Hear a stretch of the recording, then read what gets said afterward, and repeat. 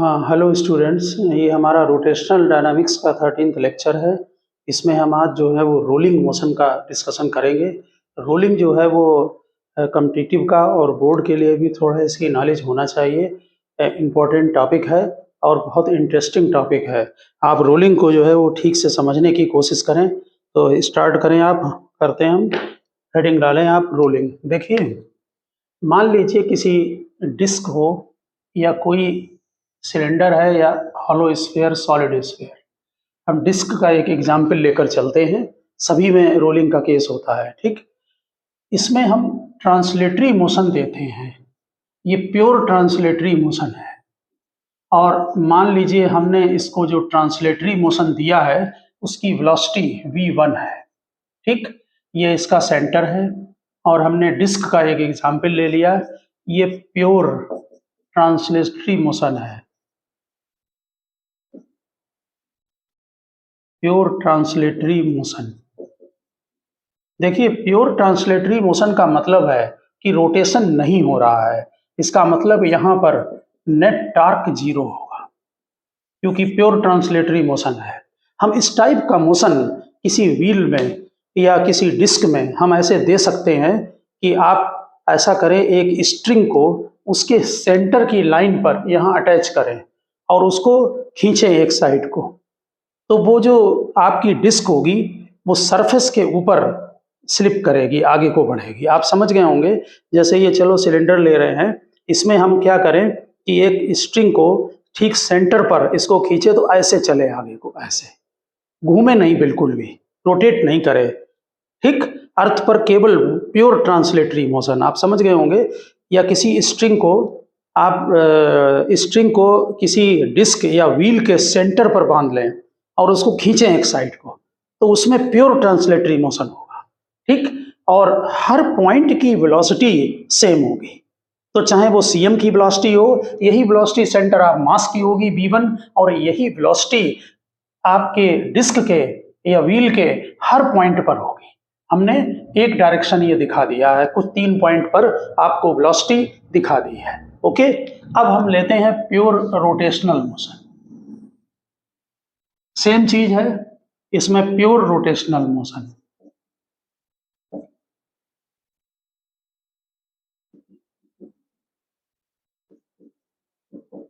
Pure, इसमें net force zero होगा, net external force zero. यहां पर जब प्योर रोटेशनल मोशन होगा तो बॉडी जो है आपकी, हमने क्लॉकवाइज एज्यूम कर लिया है, ठीक है, क्लॉकवाइज। तो एंगुलर वेलोसिटी ओमेगा से रोटेट हो रही है बॉडी, कोई भी spherical, solid sphere, hollow sphere, कुछ भी हो, ठीक। इस समय ओमेगा से जब ये रोटेट होगी, इसकी रेडियस आर है, तो हम 3 पॉइंट को लेते हैं। हाईएस्ट पॉइंट पर जो वेलोसिटी है, आपको यहाँ मालूम है फार्मूला होता है v is to R omega. अपने सरफेस पर इसमें टेंजेंशियल वेलोसिटी होगी, ठीक। ये प्योर रोटेशनल मोशन है, यानी कि जैसे आपका ये कोई स्फीयर है और इसको हमने प्योर रोटेशनल मोशन दे दिया इस तरह से, तो ये प्योर रोटेशनल हो गया। इसके सरफेस के हर पॉइंट पर एक टेंजेंशियल वेलोसिटी होगी। अगर ओमेगा एंगुलर वेलोसिटी से ये रोटेट हो रहा है तो उसमें रेडियस को मल्टीप्लाई करें तो सरफेस के एक एक पॉइंट पर आप टेंजेंशियल वेलोसिटी निकाल लेंगे। प्योर ट्रांसलेटरी में ये आगे जाएगा, प्योर रोटेटरी में प्योर रोटेशन होगा, ओके। अब जरा आगे बढ़ते हैं। तो प्योर रोटेशनल मोशन में नेट फोर्स जीरो होगा, हमने एक्सटर्नल लिखा है, आप नेट भी लिख सकते हैं। एक्सटर्नल फोर्स जीरो होगा और v is equal to R omega. हर पॉइंट पर वेलोसिटी होगी, यहाँ पर आर ओमेगा होगी, इस पॉइंट पर डाउनवर्ड होगी, हमने टेंजेंशियल बना रहे हैं, और इस पॉइंट पर भी आर ओमेगा बैकवर्ड होगी। चेक करें आप वेलोसिटी को, ठीक। अब हम किसी बॉडी में इन दोनों मोशन को देते हैं, तो हमने प्लस कर लिया। अब हम यानी कि इन दोनों का जो रिजल्टेंट होगा वो रिजल्टेंट को चेक करें। अब बॉडी आगे भी जा रही है और साथ साथ में रोटेट भी हो रही है। ऐसी कंडीशन में आप एक एक पॉइंट पर ध्यान से देखना। हाईएस्ट पॉइंट पर जो वेलोसिटी होगी वो v1 प्लस आर ओमेगा है। यहां पर जो वेलोसिटी होगी वो v है हॉरिजेंटली और ये वर्टिकली डाउनवर्ड है, तो पाइथागोरस लगाना पड़ेगा।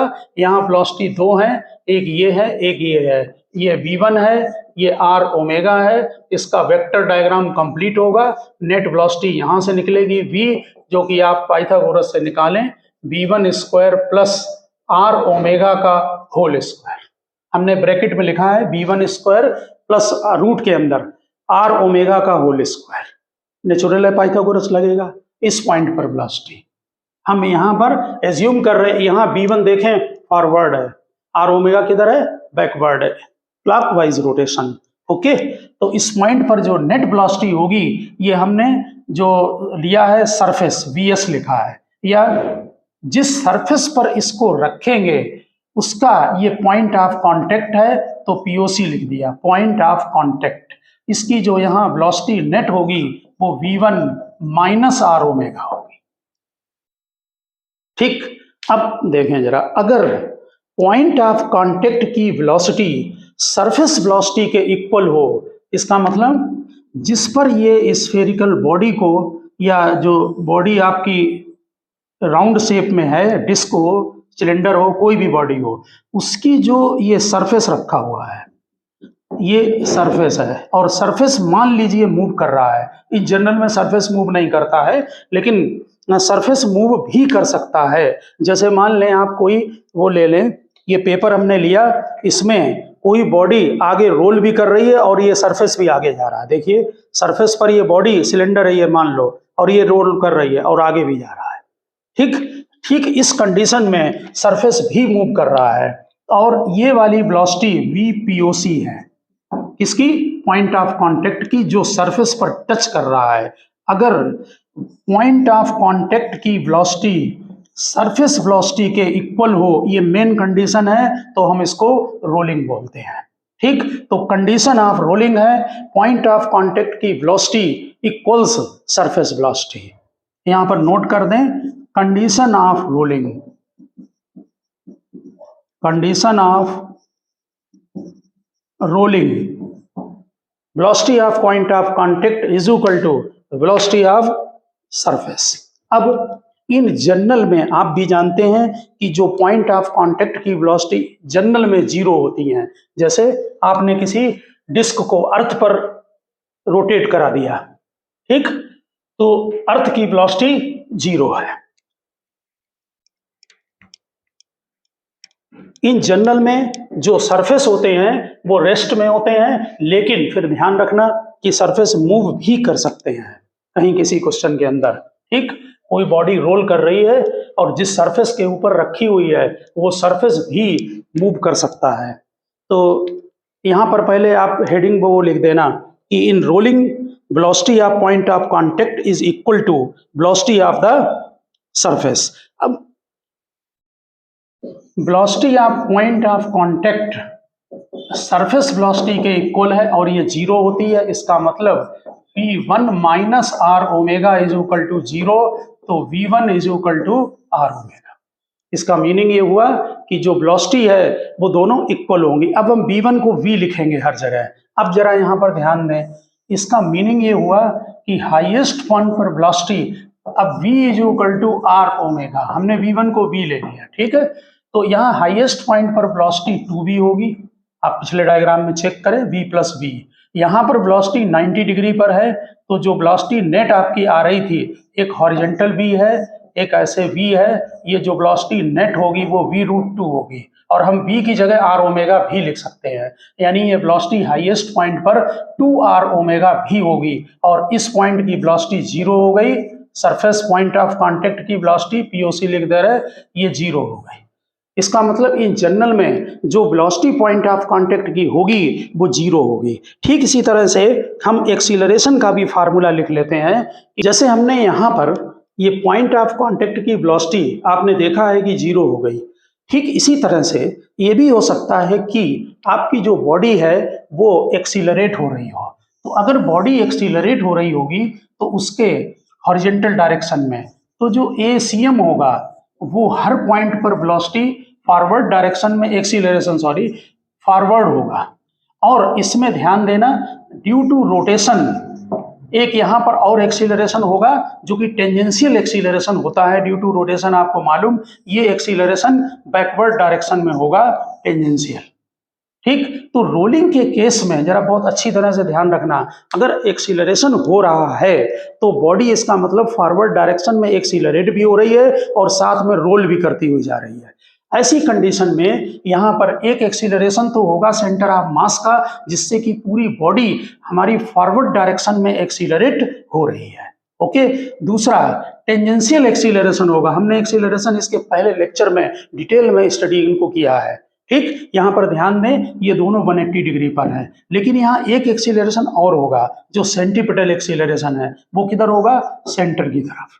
ये रेडियल एक्सीलरेशन होता है। तुम्हें आपको मालूम होगा ए आर की वैल्यू v²/r होती है या r ओमेगा स्क्वायर होती है।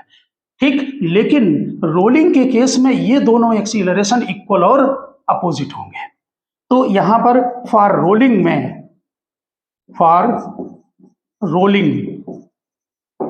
रोलिंग के केस में जो पॉइंट ऑफ कांटेक्ट का एक्सीलरेशन है पीओसी का, वो सरफेस के एक्सीलरेशन के इक्वल होगा, जिसको कि हम 0 मान रहे हैं, और यहाँ पर ये A T minus A C M के इक्वल हो गया, और ये टेंजेंशियल आपको मालूम आर अल्फा के इक्वल होता है। तो क्या होगा रोलिंग के केस में, ये टेंजेंशियल जो आपने ये निकाला है ये आर अल्फा के इक्वल है, तो ए सी एम आर अल्फा के इक्वल होगा।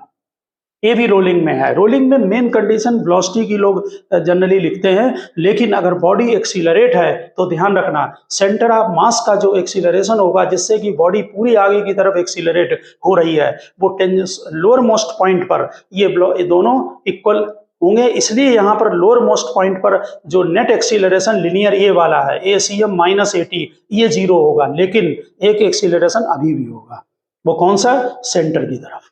ठीक, ये दोनों इक्वल और अपोजिट होंगे। तो समझ गए होंगे आप, रोलिंग की कंडीशन में ए सी एम आर अल्फा के इक्वल होगा। ठीक, और पॉइंट ऑफ कांटेक्ट की वेलोसिटी सरफेस वेलोसिटी के इक्वल होगी, जो कि सरफेस वेलोसिटी अगर 0 है तो फिर पॉइंट ऑफ कांटेक्ट की वेलोसिटी 0 होगी। ठीक, तो हमने आपको अभी रोलिंग का ये बेसिक बताया है। अब आप समझे, जैसे हमने रोलिंग के केस में 3 पॉइंट पर वेलोसिटी कैलकुलेट की है, वैसे ही हम इसका एक जनरल फार्मूला भी निकाल सकते हैं, जिससे रोलिंग के केस में आप किसी भी पर्टिकुलर पॉइंट पर वेलोसिटी का कैलकुलेशन कर सकते हैं। तो आप जनरल फार्मूला लिखें, जनरल फार्मूला फॉर वेलोसिटी। देखिए, ये एक बॉडी ले ली हमने जो रोल कर रही है, डिस्क हो या कोई भी बॉडी हो सकती है, इसका ये सेंटर पॉइंट है और इस पर एक जनरल पॉइंट P ले लिया। ठीक, ये लोअर मोस्ट पॉइंट है, POC point of contact POC है। यहाँ पर एक वेलोसिटी अभी आपने नोट की V होगी, और एक यहाँ पर टेंजेंशियल इस तरफ R ओमेगा होगी। हमने ये क्लॉकवाइज रोटेशन ले लिया है। ठीक, ये एंगल हमने थीटा लिया है, तो यहाँ पर नेचुरल है कि जो नेट वेलोसिटी होगी वो इन दोनों का वेक्टर सम होगी, ऐसे ये वेक्टर सम आएगी। तो अगर ये एंगल थीटा है, यहाँ से परपेंडिकुलर डाल के देखें, ये 90 होगा, ये 90 माइनस थीटा होगा, ये एंगल थीटा होगा, और ये पाई माइनस थीटा होगा। तो जो दो वेलोसिटी आपकी आई, एक v और दूसरी r ओमेगा, इन दोनों के बीच में जो एंगल है वो पाई माइनस थीटा का है। तो वेक्टर का फार्मूला लगा लें, नेट वेलोसिटी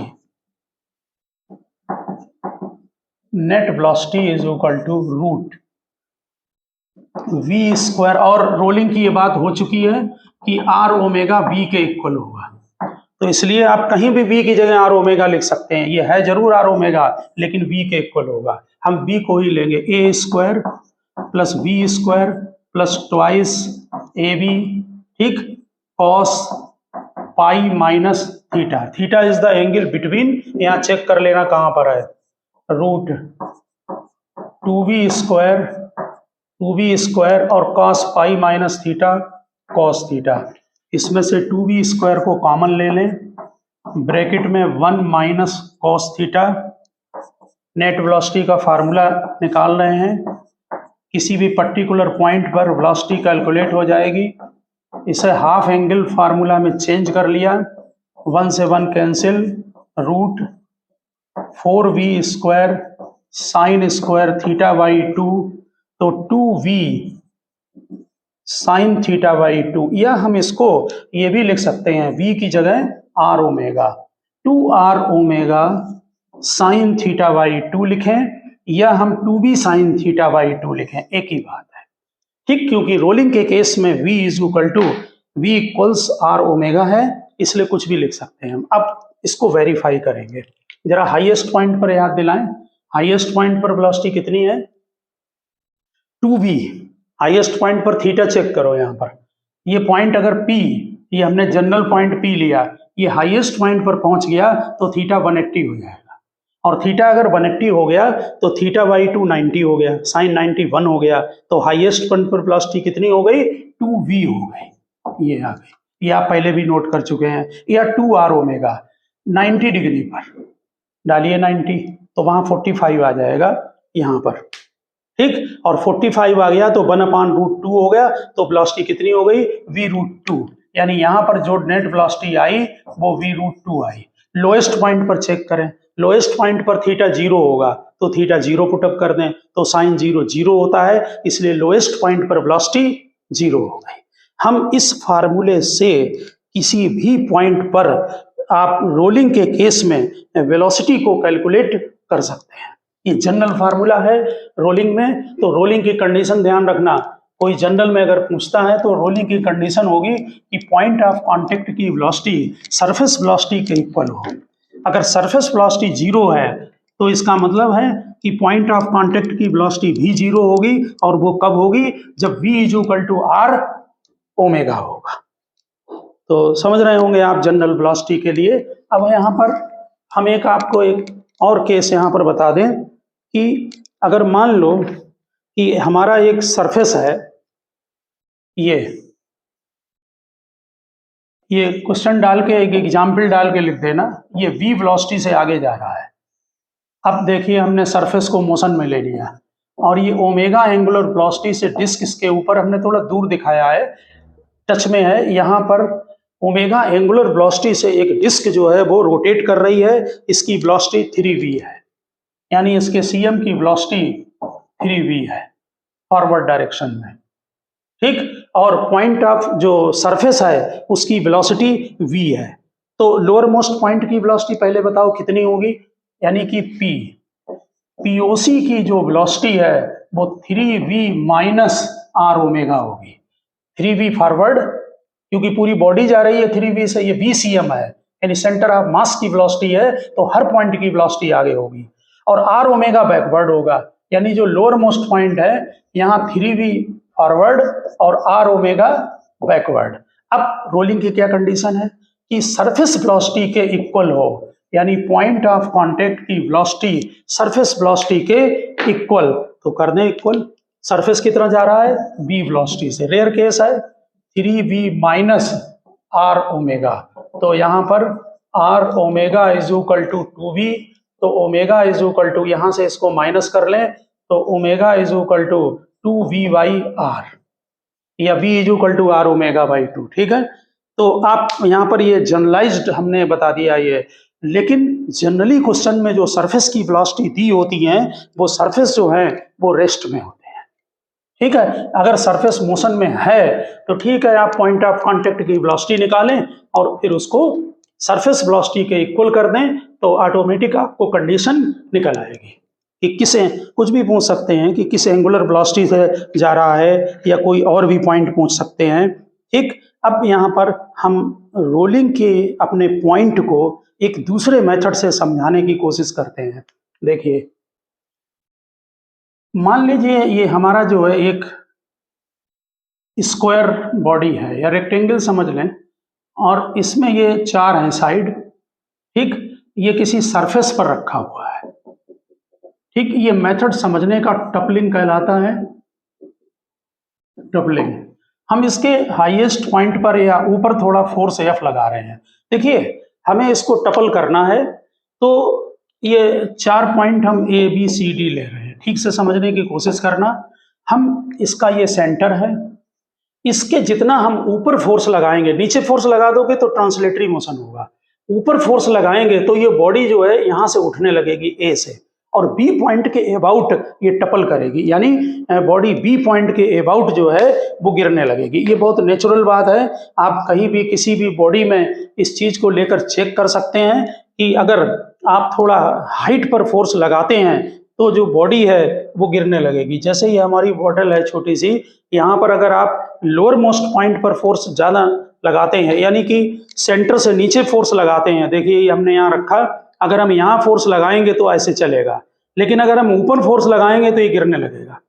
समझ गए ना बात? तो यहाँ पर भी बिल्कुल इसी तरह से ये बात चेक करें कि हम इतने फोर्स लगा रहे हैं कि ये बी पॉइंट के अबाउट टपल होने लगे, तो कैसे होगी टपलिंग?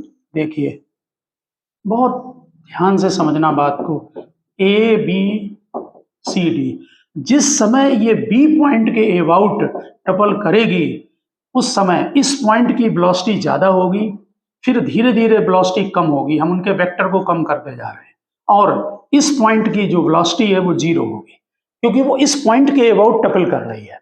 इसमें कितने नंबर ऑफ साइड, इसमें टॉर्क वगैरह आप निकाल सकते हैं, फोर्स इनटू परपेंडिकुलर डिस्टेंस वगैरह। अब हम अगर इसमें नंबर ऑफ साइड को इंक्रीज कर दें, जैसे हमने हेक्सागोनल ले लिया, ओके, और अब इसमें हम फोर्स लगाते हैं, तो ऐसी कंडीशन में ये हमने फोर्स लगाया, अब यहां अगर फोर्स लगाते हैं, जब ये बी के अबाउट टपल करेगी तो बी की वेलोसिटी जीरो होगी, फिर यहां पर जब सी के अबाउट टपल करेगी तो सी पॉइंट की वेलोसिटी जीरो होगी, फिर डी के अबाउट जब टपल करेगी तो डी पॉइंट की वेलोसिटी जीरो होगी। ठीक, अब नंबर ऑफ साइड, यहाँ कितनी है नंबर ऑफ साइड? 4, यहाँ कितनी है? 6 है। नंबर ऑफ साइड को इंक्रीज कीजिए, नंबर ऑफ साइड्स n को टेंस टू इनफाइनाइट कर दीजिए, जब इनफाइनाइट कर देंगे तो बॉडी राउंड शेप में हो जाएगी, जैसे डिस्क है, सिलेंडर है, स्फीयर है, और इस समय जब ये बॉडी आप मूव कराएंगे तो इसमें हर पॉइंट जो कि अर्थ के टच में होगा उसकी वेलोसिटी जीरो होगी।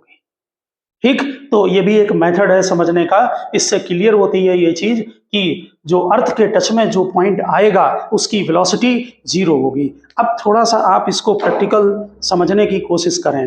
होता क्या है कि जैसे कोई व्हील अगर रोटेट हो रही है तो अर्थ के टच में जो पॉइंट आएगा, बार बार जो पॉइंट अर्थ के टच में आ रहा है, सरफेस के टच में, उसकी वेलोसिटी बार बार जीरो होगी, वो पॉइंट बदलेगा। ठीक, जैसे मान लीजिए कोई ये हम रिंग ले रहे हैं और हमने इसको ऐसे रखा, तो यहाँ पर जब ये आगे ऐसे जाएगी तो नया पॉइंट ऑफ कांटेक्ट अर्थ के टच में आएगा। समझ रहे हैं ना बात को? तो हर पॉइंट जो अर्थ के टच में आएगा उसकी वेलोसिटी जीरो होगी। अगर कोई ऑब्जर्वर वहां पर बैठा हो तो वो उसे पॉइंट रेस्ट में दिखाई पड़ेगा। समझ रहे हैं ना? और आगे बताएंगे कि उसके पॉइंट, चूंकि वो पॉइंट रेस्ट में हो गया, उसमें कोई ट्रांसलेटरी मोशन नहीं होता है, उस समय बॉडी प्योर रोटेशन में दिखती है, और वो point instantaneous axis of rotation कहलाता है, जिसको कि हम आगे लेक्चर में डिस्क्राइब करेंगे। लेकिन आप टपलिंग से ये बात समझ गए कि जो हर पॉइंट जो अर्थ के टच में आएगा, यानी पॉइंट ऑफ कांटेक्ट की वेलोसिटी जीरो होगी। ठीक, तो कई मेथड होते हैं रोलिंग को समझने के, बहुत सारे मेथड होते हैं, और यहाँ पर ध्यान दें कि आपको V = R ओमेगा मालूम है फार्मूला। ठीक, आपने इसका जो है फार्मूले को, यहाँ पर वेलोसिटी दोनों इक्वल होंगी। अगर किसी व्हील को, मान लीजिए एक व्हील को हम, जो अर्थ के टच में पॉइंट है, ये वाला व्हील अर्थ के टच में जो पॉइंट है उसको हम फिंगर से उसको प्रेस करें और वहीं पर उसको दबा लें, उसको आगे मत बढ़ने दें। ठीक, तो जो यहाँ पर ये हमने व्हील का वो लिया है सरकमफ्रेंस, इतना पार्ट ले रहे हैं, जरा ध्यान देना। हम किसी भी व्हील हो या डिस्क हो, हम व्हील में उसको प्रेस कर सकते हैं। ये हमने पीओसी वाले पॉइंट को फिंगर से टच करके उसको प्रेस कर दिया, और ये एंगल थीटा है। तो ये जो डिस्टेंस होगी टोटल, ये सरकमफ्रेंस का पार्ट है, तो ये जो डिस्टेंस टोटल होगी ये कितनी होगी? 2r। तो आपको मालूम थीटा = आर्क बाई रेडियस होता है। आर्क हमारा ये है, ये s और रेडियस 2r है, तो s is equal to 2r theta हुआ।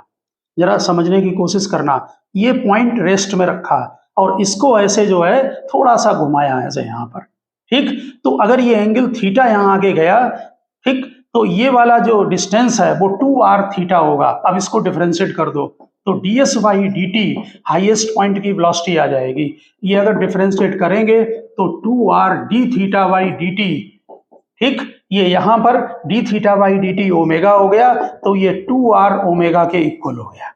देख लिए हाईएस्ट पॉइंट की वेलोसिटी 2r ओमेगा आ गई। और सेंटर जो होगा आपका, मान लीजिए सेंटर पहले यहाँ था और यहाँ पहुंच गया, इसकी जो वेलोसिटी होगी इस पॉइंट के अबाउट वो r ओमेगा होगी, क्योंकि theta is equal to arc by जब रेडियस लगाएंगे तो यहाँ रेडियस r होगी, और जब हम सर्कमफ्रेंस के लिए लगाएंगे तो रेडियस 2r होगी, ठीक। तो यहाँ पर भी अगर आप मेंटली थिंकिंग करें तो किसी भी डिस्क या किसी भी व्हील को आप लोअर मोस्ट पॉइंट पर अगर प्रेस करते हैं तो इसकी पॉइंट की वेलोसिटी मिनिमम, यानी अगर उसको कस के प्रेस करे हैं तो इसकी वेलोसिटी मिनिमम पॉइंट की यहाँ पर 0 होगी, और इसकी वेलोसिटी ऊपर हाईएस्ट होगी, बीच में वेलोसिटी कम होती चली जाएगी। और हमने हाईएस्ट पॉइंट की वेलोसिटी को 2r ओमेगा से करके आपको दिखा भी दिया है कि हाईएस्ट पॉइंट की वेलोसिटी 2r ओमेगा होगी।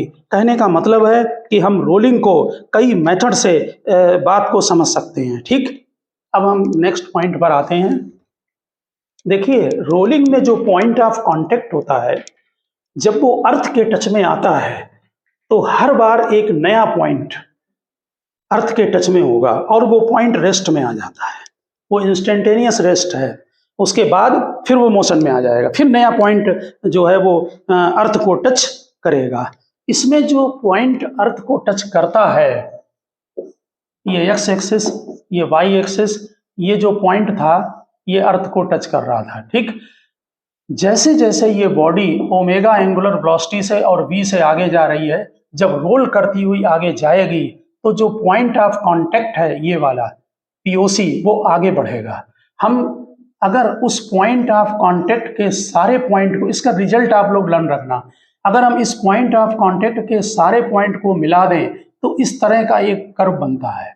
ये जो हमने बाद में बनाया है इसको रेड बना रहे हैं, इस तरह का। ये पहले पॉइंट ऊपर जाएगा, फिर एक पर्टिकुलर पॉइंट पर हाईएस्ट पॉइंट पर पहुंचेगा, और फिर एक पूरा राउंड लेने के बाद, यानी ये जो डिस्टेंस होगी जब 2 पाई r टोटल हो जाएगी तो एक पूरा राउंड आ जाएगा।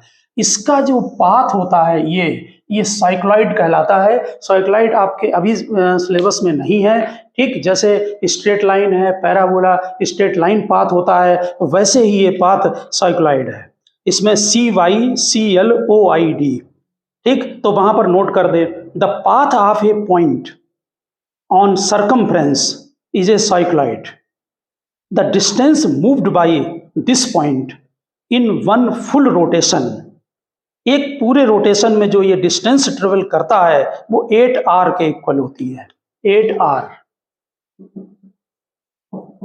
ठीक है। एक बहुत इंटीग्रेशन से इसका छोटा डेरिवेशन होता है। जो डिस्टेंस होती है आपको मालूम है वो वेलोसिटी इनटू टाइम होती है, ठीक। और उसकी जो पॉइंट की जनरल वेलोसिटी है वो अभी हमने कैलकुलेट की है कि 2r omega sine theta by 2, तो थीटा ओमेगा टी के इक्वल होता है, तो sine omega by 2 theta omega T के equal, T at any instant time है, ये डिस्टेंस हुई एट एनी इंस्टेंट। अब इसमें जब हम टोटल डिस्टेंस निकालेंगे तो इसको हम इंटीग्रेट कर देंगे, हम इसको dx कर दे रहे हैं और यहाँ पर dt मल्टीप्लाई कर दे रहे हैं, ठीक। अब यहाँ पर ध्यान दें, जब टोटल x निकालेंगे तो 2r ओमेगा, इसको इंटीग्रेट कर देंगे sign omega by 2 dt, time 0 से लगाकर t होगा 2 पाई बाई ओमेगा, ओमेगा होता है एक फुल राउंड ले रहा है तो टोटल टाइम पीरियड t हो गया, तो t होगा 2 पाई बाई ओमेगा। अगर इसको इंटीग्रेट किया जाए तो 8r आता है। आप इसका डायरेक्ट रिजल्ट को लर्न कर लें वो बेटर है, इंटीग्रेशन की जरूरत नहीं है। आप ध्यान रखना कि पॉइंट ऑफ कांटेक्ट जब एक फुल राउंड लेता है तो वो 8r डिस्टेंस ट्रेवल करता है। डायरेक्ट ऑब्जेक्टिव के लिए लर्न कर लें इसको। अब देखिए, रोलिंग की कंडीशन तो यही है कि जो पॉइंट ऑफ कांटेक्ट है उसकी वेलोसिटी 0 होनी चाहिए, यानी कि सरफेस वेलोसिटी के इक्वल होनी चाहिए, ठीक। इस समय जब व्हील रोल करता है, इसके एग्जाम्पल हैं जैसे आप साइकिल को पैडलिंग करना बंद कर दें, ठीक, तो साइकिल चलती है, पैडलिंग में भी होती है रोलिंग, तो साइकिल जैसे रोड पर चल रही है, स्लिप ना करे, ठीक। रोलिंग के केस में जब बॉडी पूरा एक राउंड लेगी तो फॉरवर्ड डिस्टेंस जो ट्रेवल करेगी वो 2 पाई आर होगी, क्योंकि पूरा सरकमफ्रेंस 2 पाई आर है। तो आप फिलहाल हेडिंग डालें 3 काइंड्स ऑफ रोलिंग, लिखें 3 काइंड्स ऑफ रोलिंग। तो 3 काइंड्स में है तो प्योर रोलिंग एक ही टाइप का, 3 काइंड्स में पहला प्योर रोलिंग,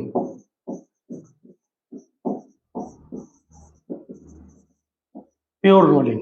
प्योर रोलिंग में सेंटर से सेंटर जब एक राउंड कंप्लीट होगा तो जो डिस्टेंस होगी वो 2 पाई आर होगी, ठीक। बिल्कुल बॉडी अर्थ पर, सरफेस पर टच होके चिपक के चलेगी, टच होके चलेगी, बिल्कुल 2 पाई आर, कोई स्लिपिंग नहीं, ठीक। उसके बाद ये सेकंड लेते हैं रोलिंग विद बैकवर्ड स्लिपिंग,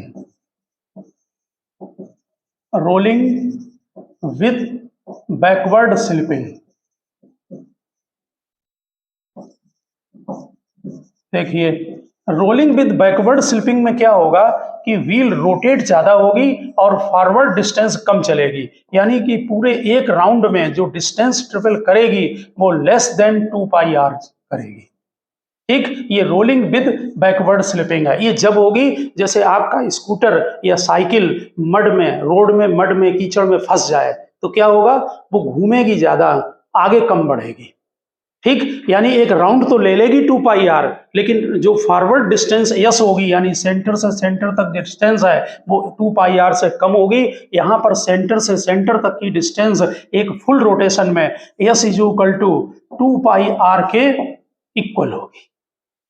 समझ गए होंगे बात। ये स्लिपिंग करेगी, जैसे हमने एग्जाम्पल भी आपको दे दिया कि मड में अगर साइकिल फंस जाए तो वो घूमेगी ज्यादा और फॉरवर्ड कम मूव करेगी, यानी आगे कम चलेगी, ठीक। ऐसे केस में यहाँ ये भी ध्यान रखना कि यहाँ पर जो v है वो r ओमेगा के इक्वल है, और यहाँ पर जो लीनियर वेलोसिटी v होगी इसकी वो लेस देन r ओमेगा होगी, ठीक। तीसरा केस आता है, ऊपर हेडिंग डालें rolling with forward slipping, rolling with forward slipping. इस केस में जब बॉडी एक फुल रोटेशन लेगी तो यहां जो डिस्टेंस होगी यस वो ग्रेटर देन 2 पाई आर होगी, और जो इसकी v वेलोसिटी से ये आगे जा रही है v greater than r omega होगा, उसमें v लेस देन, उसमें v is equal to. Rolling तो इसी को बोलते हैं फर्स्ट केस को, क्योंकि यहां तो है ही रोलिंग विद बैकवर्ड स्लिपिंग, ठीक। प्योर रोलिंग ही रोलिंग है मेन, समझ गए होंगे आप। तो सेकंड में लिख देना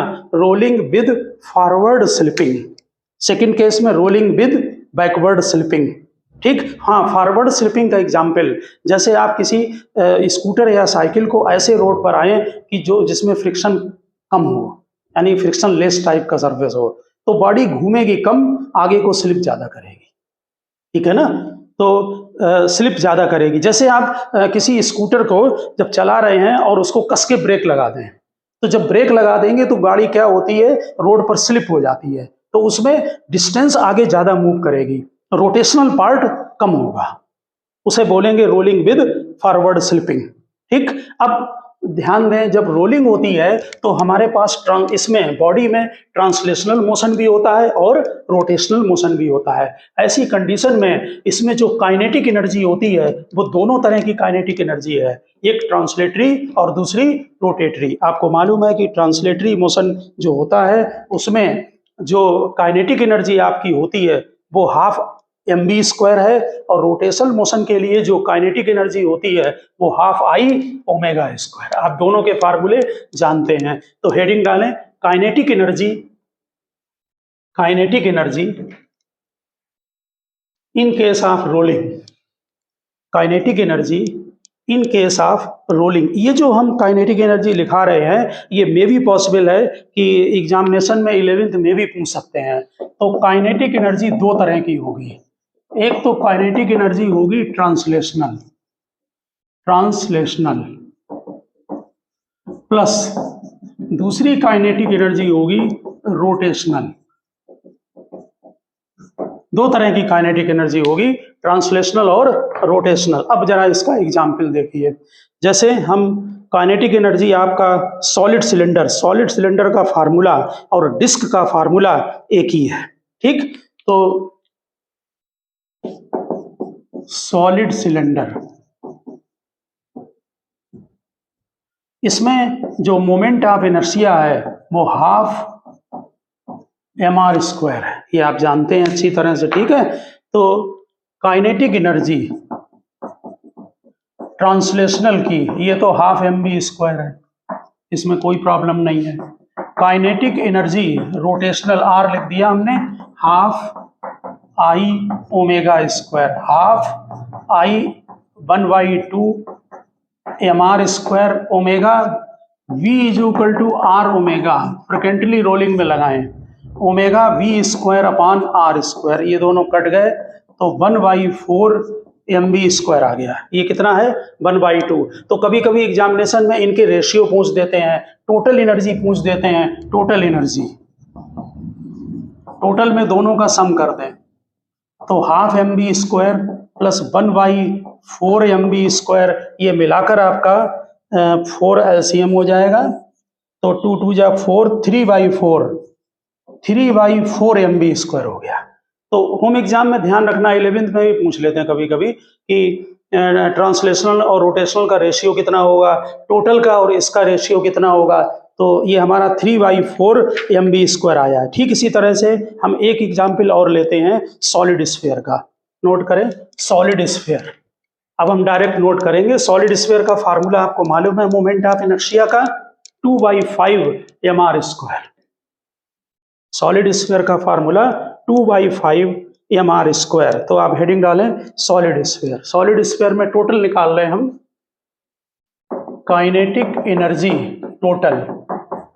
तो ट्रांसलेशनल वाली जो है वो half mv² plus half solid sphere है, ठीक, सॉलिड स्फीयर हाफ I ω²। यहां पर हाफ mv², हाफ I की वैल्यू डाल दें 2/5 mr² और ओमेगा की जगह v²/r²। तो ये बन गया 1/2 mv², 1/5 mv², ये 2 कैंसिल होगा, ठीक। अब ये ट्रांसलेशनल, ये रोटेशनल। अगर रेशियो पूछा जाए तो रेशियो लिखें, अगर उनको सम करना है तो टोटल कर दें, यहाँ 10 हो जाएगा और ये 5 + 2 7 mv², ये टोटल आ जाएगा, ठीक है ना। मास एक ही है, कैपिटल M लिखें चाहे स्मॉल m लिखें, ठीक है। तो यहाँ पर ये टोटल एनर्जी आ गई, यानी कि रोलिंग के केस में आप दोनों का सम कर देंगे। ठीक इसी तरह से हमने आपको रिंग, इनके हम वो लिख दे रहे हैं कि kinetic energy rotational divided by kinetic energy translational. इनको एक जगह नोट कर ले, rotational divided by translational. Ring के लिए ये रेशियो 1 है, रिंग के लिए, ठीक, पहला पॉइंट। दूसरा लिखें, यही रेशियो हम लिखना है 1/2 डिस्क के लिए है, सेम रेशियो 1/2 डिस्क के लिए, ठीक। नोट करें आगे 2/5, ये अभी हमने निकाला रेशियो, यहां पर 2/5 आएगा। 2/5 सॉलिड स्फीयर के लिए, 2/5 सॉलिड स्फीयर, यानी ये किसका रेशियो है? Rotational divided by translational, rotational divided by translational. ये सॉलिड स्फीयर, हॉलो स्फीयर का 2/3,